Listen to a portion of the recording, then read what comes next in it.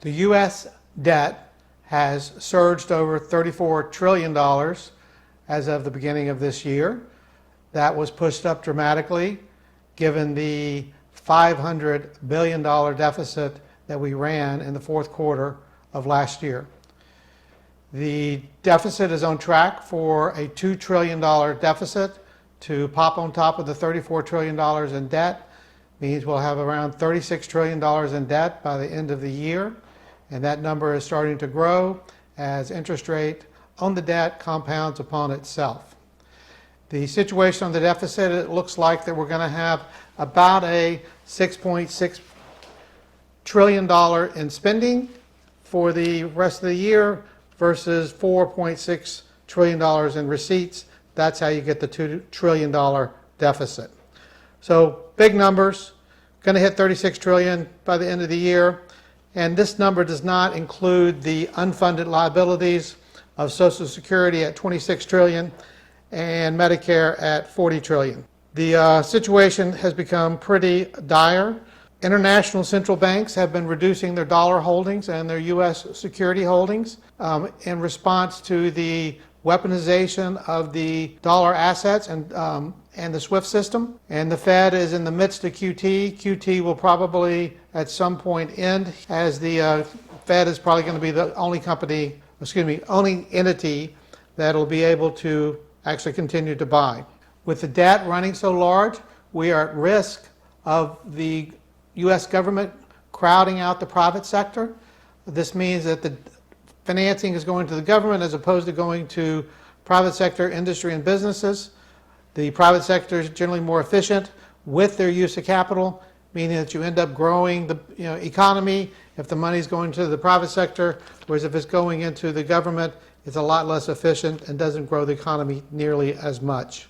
We're also seeing this crowding out effect already occur as interest rates have shot up from the lows, credit card rates are up, mortgage rates are up, auto loans are up, and all those areas are beginning to show signs of extended stress. The deficit situation, interest rate situation, going higher is self-reinforcing. The higher the deficit, the more bonds that need to be issued, and the higher the interest rates are going to need to be to finance those bonds and find private sector buyers. The higher the interest rate, the larger the deficit, and as you can see, that begins to compound upon itself. A $2 trillion deficit is really just a bad joke.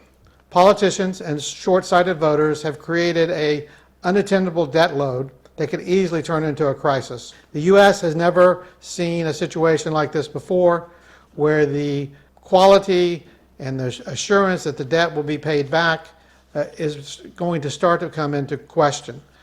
This issue is almost impossible to resolve at this point.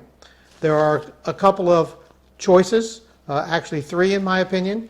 The first is monetize the debt, which means the Federal Reserve goes in and continues to buy the debt and produce additional cash. That creates high inflation or potentially hyperinflation. Two, raise taxes on wealth, straight out wealth tax, higher capital gains tax, higher estate taxes, eliminate the loopholes. And three, cut entitlements, increase the age of Social Security and Medicare, do means testing, meaning that only recipients will get money if they don't have the economic means to pay for it themselves. So those sort of entitlement changes would be very, very politically unpopular.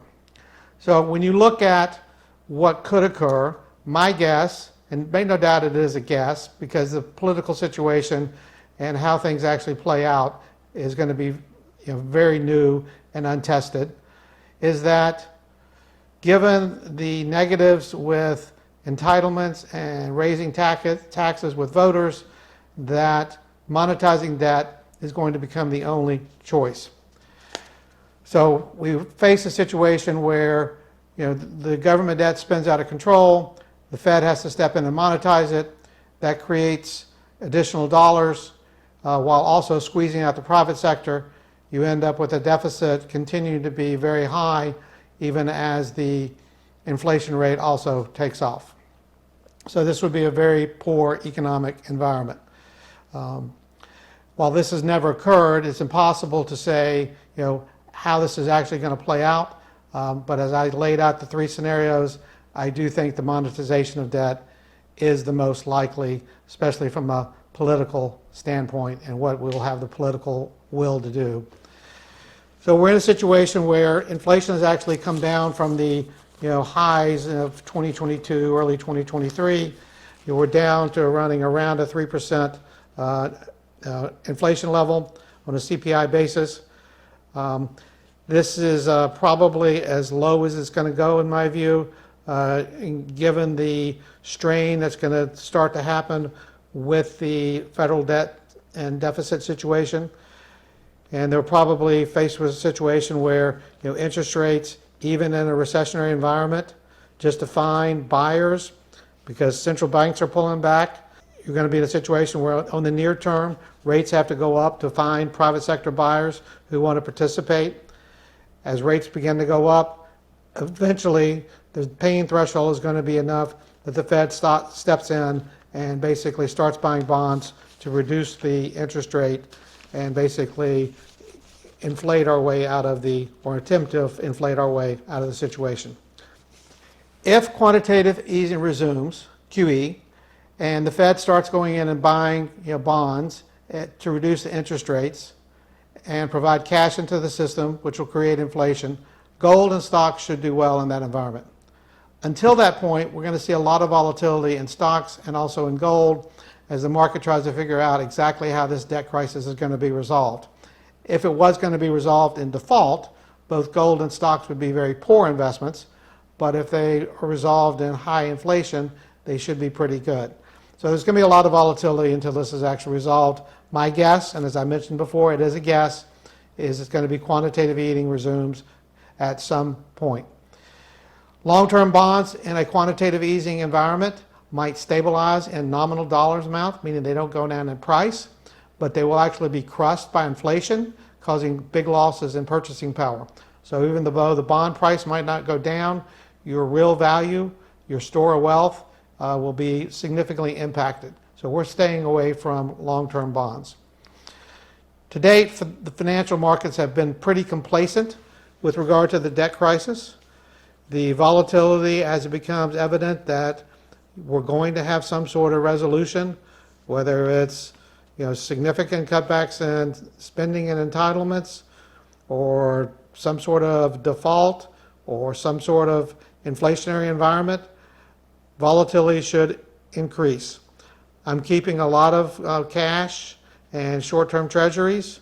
I'm avoiding the long-term part of the bond market entirely, and I have more gold than I normally do, and also a significant amount of gold stocks. Stocks should do okay over time, but depending on how fast quantitative easing resumes, given the current valuation on stocks, if interest rates were to rise, that discounting factor could cause stock P's to actually go down for a while before quantitative easing actually kicks in and starts moving the stocks up again. So I would expect them to be very volatile in advance of a quantitative easing environment. We're also including in my portfolio diversifying assets like reinsurance.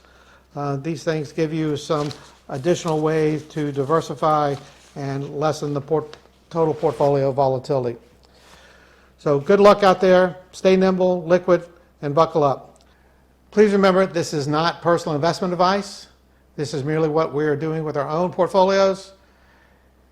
Please take a look at the full disclaimer on buildingbenjamins.com, where we'll explain this is strictly for research and educational purposes.